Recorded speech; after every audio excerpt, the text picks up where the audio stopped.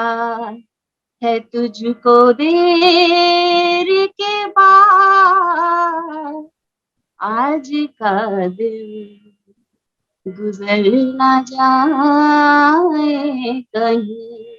वाह वाह, आज का दिन गुजर ना जाए कहीं। नमस्कार, मैं हूं दुष्यंत और आप देख रहे हैं डीसी शो। हर बार की तरह से हमारे साथ आज एक बार फिर एक और ऐसी प्यारी शख्सियत है कि वो जितनी खूबसूरत है उतनी खूबसूरत उनकी आवाज है और उतनी ही खूबसूरत उनकी संगीत की नॉलेज है। संगीत के साथ साथ वो और भी कई क्षेत्रों से जुड़ी हुई हैं। तो आइए हम बात करते हैं the one and only Neha ji से। नेहा जी नमस्कार, आपका स्वागत है डीसी शो में। Thank you Dushyant sir. आप एक तो मैं इससे पहले कि शुरुआत करूं, आपके पीछे बैकग्राउंड बहुत अच्छा लग रहा है कि हाँ किसी कलाकार का घर है ये। Thank you so much sir. Okay Neha ji, इससे पहले कि हम बात की शुरुआत करें, क्योंकि आपसे जो रिश्ता है वो रिश्ता एक कला का रिश्ता है आपसे हमारा। सबसे पहले तो मैं यही जानना चाहूंगा, आपकी बतौर कलाकार ये गायकी की जो आपकी जो एक जो यात्रा है ये कैसे शुरू हुई? एक्चुअली में मेरे परिवार में दूर दूर तक कोई संगीत से है ही नहीं। तो बचपन में क्या था, पापा जैसे रेडियो में संगीत सुनते थे तो उनको घर में छोटा छोटा अंताक्षरी चलता रहता था कि पापा गाने गुनगुना रहे हैं और हम लोगों को इंटरेस्ट आ रहा है। फिर क्या हुआ है कि मैं जब 5th क्लास में थी तो मेरी बड़ी सिस्टर ने म्यूजिक ज्वाइन किया। तो ज्वाइन करके उन्होंने पता नहीं क्या हुआ कि उनको इंटरेस्ट आया नहीं आया, पर उनके वजह से मुझे इंटरेस्ट आने लगा। उन्होंने तो म्यूजिक छोड़ दिया बट मैंने तभी से 6th क्लास से म्यूजिक पकड़ लिया। ओके। और मुझे इतना अच्छा लगता था म्यूजिक सुनना, गजल सुनना। जब मेरे को थोड़ा सा लगा कि हाँ समझ आने लगा कि क्या होता है भाई म्यूजिक। वैसे तो मैं एक मुजफ्फरनगर के एक छोटे से शहर से बिलोंग करती हूँ। वहीं पे वहां पर माहौल तो आपको पता ही है यूपी का, कि जी। म्यूजिक में किसी को मतलब पसंद ही नहीं है कि क्या गाना बजाना क्या लिया है ये। तो मुझे खुद घर से पेरेंट्स से मम्मी से सुनने को मिलता था कि कोई और सब्जेक्ट नहीं लिया, मतलब मिला था तुम्हें लेने के। मैंने कहा पापा मम्मी मेरे को तो आपने बोला था कि जो मन करे आप करो, मन है आपका। तो मेरे को म्यूजिक जो था सबसे ज्यादा पसंद आने लगा। मेरी स्कूल टीचर जो थी, मतलब मैंने 6th क्लास से म्यूजिक ज्वाइन किया और 12th तक मैं उसी कॉलेज में थी। वो इतना मेरे को पसंद करने लगी कि हर कॉलेज में जितने प्रोग्राम होते थे स्कूल में या स्कूल से बाहर भी कोई कॉम्पिटिशन जैसे होते थे वो भी, तो मेरे को वो भेजना स्टार्ट कर दिया उन्होंने कि नेहा आप जाओ, नेहा आप जाओ। मतलब काफी खुश हुआ करती थी। फिर जैसे जैसे मैं कॉलेज में आई तो पेरेंट्स ने बोला कि नहीं भाई अब म्यूजिक छोड़ो, बहुत हो गया अब गाना बजाना। अब आगे कुछ और देखो, पार्लर सीखो, सिलाई सीखो या कुछ और भी करो। मैंने कहा ये भी कोई सीखने वाली चीज आई जाती है। फिर क्या हुआ कि मेरी कॉलेज वाली मैम ने बोला कि आप म्यूजिक मत छोड़ना, म्यूजिक में आप बहुत आगे जा सकती हो। तो कॉलेज हमारे मुजफ्फरनगर में ऐसा कोई है ही नहीं जिस कॉलेज में म्यूजिक सब्जेक्ट हो, मतलब ग्रेजुएशन में। तो दूर जाके मेरे को एक मिला। मम्मी पापा ने बोला इतनी दूर नहीं हम एडमिशन कराएंगे। अब मुझे भी लगा कि अब तो यार छूट गया मेरा। अब तो लग रहा है कि अब म्यूजिक मेरी लाइफ से छूट गया। बट फिर भी मेरे जो बड़े जिया जी हैं उन्होंने किसी तरह मम्मी से बगैर बताए, पापा से बगैर बताए मेरा एडमिशन खैर करा दिया। फिर जाना स्टार्ट हुआ सब, वहां पे कॉलेज में प्रोग्राम्स हुए। फिर घर पे दिखाते थे, घर पे आके अच्छा नेहा का है ये, तो बड़ा खुश होते थे। तो मम्मी भी खुश होती थी, पापा भी खुश होते थे। फिर धीरे धीरे करके ना सर ऐसे मेरा म्यूजिक ग्रेजुएशन तक तो यहाँ तक था। फिर उसके बाद मैं मिली अपने उस्ताद आरिफ अली खान, किराना घराना से है जी वो। उनके पास मैंने 8 साल म्यूजिक सीखा, क्लासिकल। जी फिर उसके बाद मैंने प्रयाग संगीत समिति से प्रवीण किया, 8th जी ईयर का कोर्स। जी तो जी ये जी। इंटरेस्ट अभी तक जारी है। बतौर सिंगर, बाकी हम और अभी तो दोस्तों मैं आपको बताना चाहूंगा कि नेहा न केवल एक अच्छी गायिका है बल्कि एक अच्छी समाज सेविका भी है। इस खूबसूरत चेहरे के पीछे खूबसूरत और बड़ा ही मानवीय संवेदनाओं से भरा हुआ एक दिल भी धड़कता है। उस पर हम बाद में बात करेंगे। अभी इस संगीत यात्रा में बात करते हैं। संगीत में करंटली ये पेंडेमिक टाइम जो निकला है, करीब 1.25 साल तो खराब ही हो गया। एक बड़ा ड्रीम प्रोजेक्ट आपका, उस पर ही बात करेंगे हम लोग, जो आ रहा है बहुत जल्दी।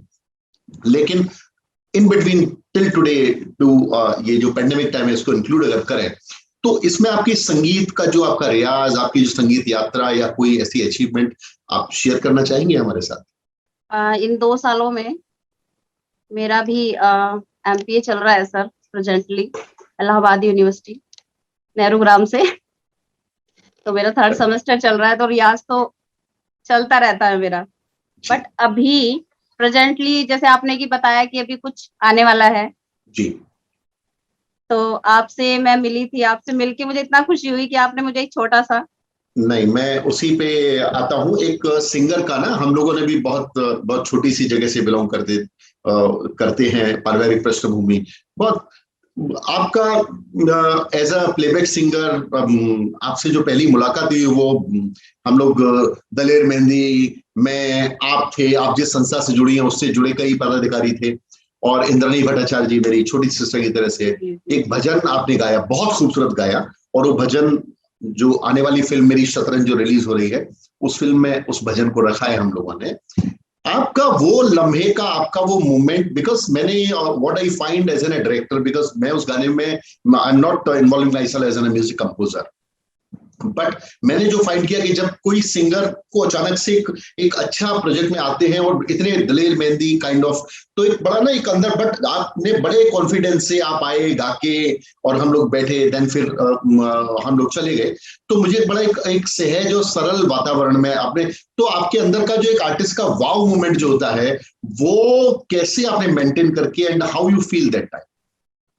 मेरा डेली सर रियाज चलता ही है मॉर्निंग में, और मैं एक्चुअली में म्यूजिक सिखाती भी हूँ बच्चों को, मेरी एकेडमी है, तो डेली ऑनलाइन क्लासेस के अकॉर्डिंग मेरा ये चलता रहता है। जी। तो रियाज का तो यहाँ तक था कि डेली बच्चों को सिखाते सिखाते मेरा भी रियाज चलता रहता है। फिर जी। अभी लॉकडाउन में तो चैरिटी भी हुई, तो इसमें भी टाइम देना पड़ता है। जरूरी आई भी नो, है, आई नो। जरूरी भी है, ये है। तो आप एक संस्था से, आप एक क्या कई संस्थाओं से जुड़े हुए हैं। एक संस्था का जिक्र मैं करना चाहूँ, आश्रय से आप जुड़े हुए हैं, यस सर, जिसमें कि यस। बहुत बच्चों के और गरीब बच्चों के लिए बहुत काम करते हैं।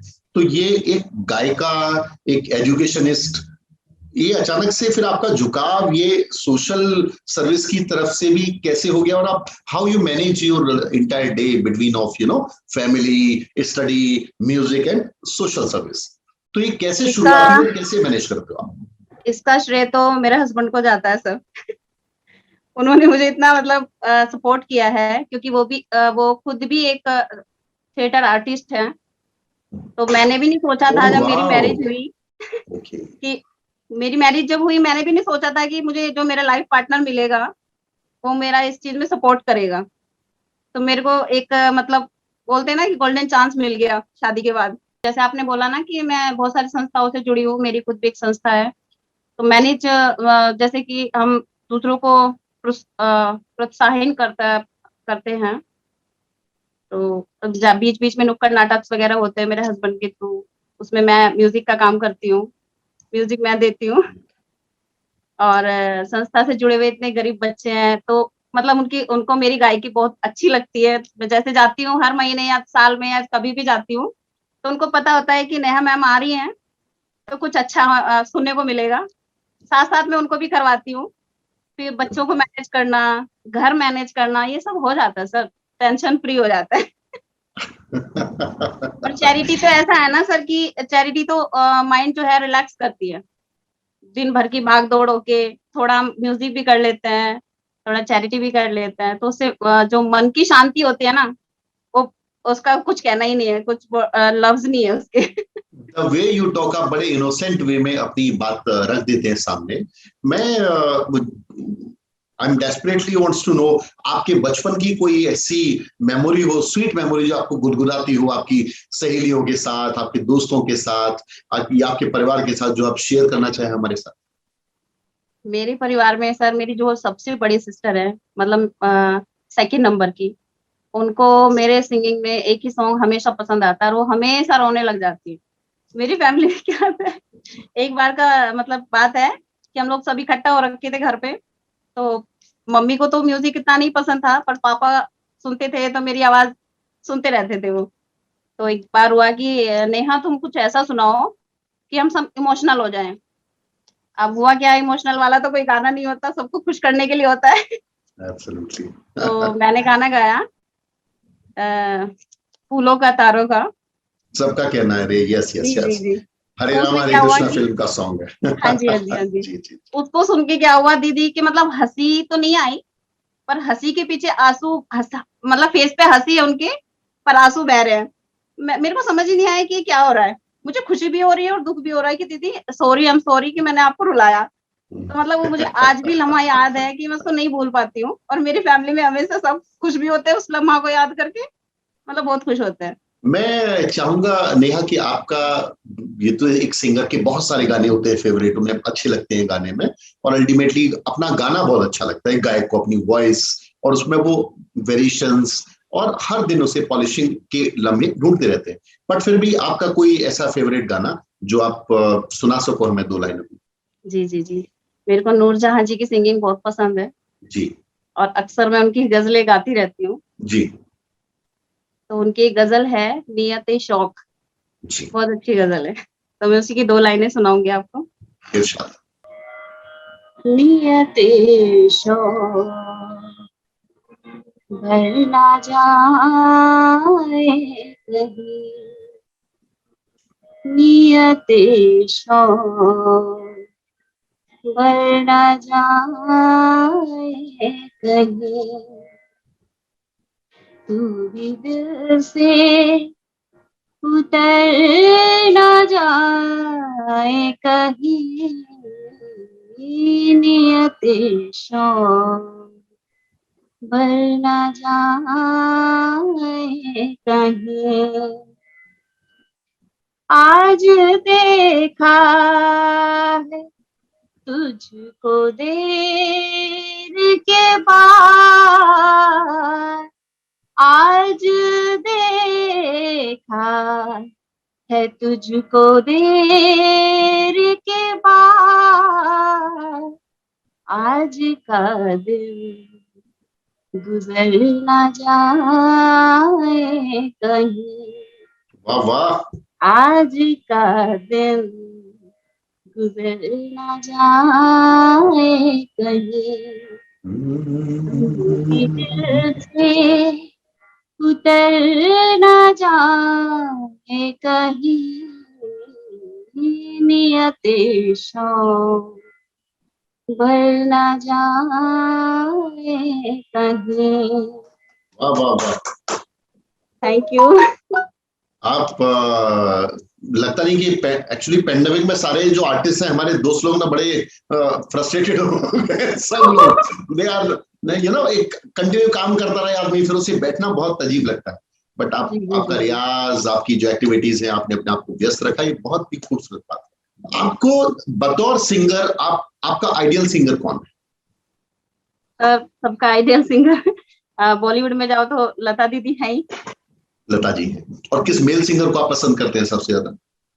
मेल सिंगर में तो सब मुकेश, मतलब पुरानों मुकेश में माथुर अरिजीत साहब हैं। सिंह जी, अच्छा, अजीत न्यू आपको में पसंद न्यू में श्रेया घोषाल है। है, श्रेया जी आपको पसंद जी है। जी। Okay. What is your dream Neha? Exactly what you want to be? आपका एक एक नेहा जो कलाकार है उनका सपना क्या है? तो मेरा सपना है कि मैं अपने परिवार और अपने गुरुजी का खूब नाम रोशन करूं। जो मेरे गुरुजी उस्ताद आरिफ अली खान जी ने मुझसे उम्मीद रखी थी कि नेहा आप बहुत आगे तक जाओगे, तो जब आपने मुझे फर्स्ट चांस दिया इसमें, सब मैं मतलब मैं शॉकिंग थी कि ये क्या हो गया। एकदम से फोन आता है कि नेहा तुम्हारा रिकॉर्डिंग हो रहा है गाने का फर्स्ट टाइम। तो मेरे को पहली बात तो मेरे को यकीन ही नहीं हुआ है कि ऐसा नहीं हुआ होगा अभी क्योंकि मैं तो क्लासिकल ज्यादा करती हूँ, और बॉलीवुड सॉन्ग तो अब शौकिया ही गाती हूँ, बहुत अच्छे गाती हूँ। बट मेरे को यकीन ही नहीं हुआ कि मेरे लिए फोन आया है कि आज आपकी रिकॉर्डिंग है, आपको आना है, दिलेर मेहंदी सर के घर आना है, रिकॉर्डिंग करना है। तो मैं, पहली बात तो मेरे को सपना जैसा लग रहा था सब, कि मैं सपना देख रही हूँ कि मैंने अपने हस्बैंड से बोला, मैंने कहा मेरे लिए ऐसा ऐसा करके फोन आया है। तो कह रहे अरे मेरे को दिखाओ कहाँ से आया है। मैंने कहा मुझे लग रहा है मैंने सपना देखा है। और तब मैं वहाँ पे सबसे मिली जाके, तब मेरे को लगा कि अरे! ये तो सच में मतलब मेरा जो सपना था, वो हकीकत है।